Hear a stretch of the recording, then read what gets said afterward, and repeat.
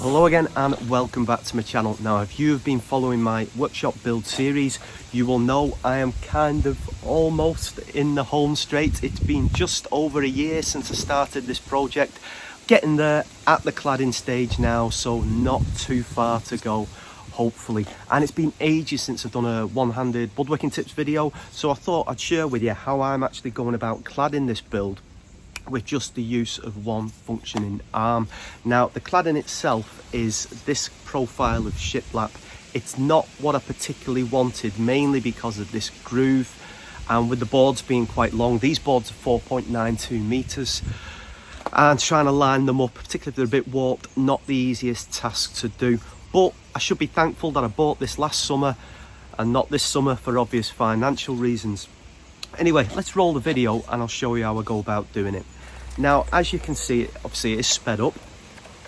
The actual fixings below the one that I'm actually fitting are protruding out. They are hand tightened in.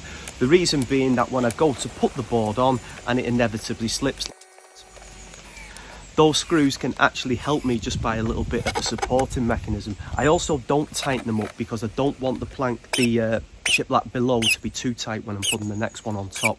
So when I manage to slot that one in, I then take my brad nail gun, and this is literally just to tack it to the batten. Okay, it's not a structural thing, so I'll go along each batten and I just tack it near the top. Then I go to the fixings below and I secure them in, which actually tightens up that groove underneath.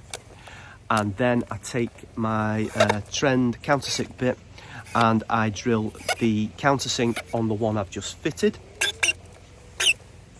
And then I take my fixings and hand tighten them in, which then means I'm ready for the next board. And it really is, I'm not going to say as simple as that. It's taken me ages to figure it out actually, but it's the most efficient method that I've come up with.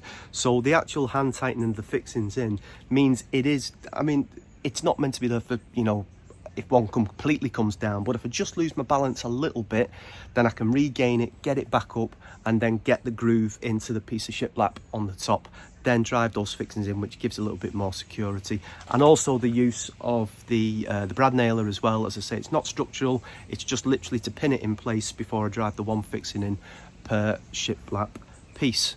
Hope that makes sense, folks, and I hope that might be useful for someone if you broke your arm or you are of some kind of physical limitation or disability. Then yes, you can still do something like this. Okay, as ever, everyone, take care, look after yourselves, and I'll see you soon. Thanks for watching.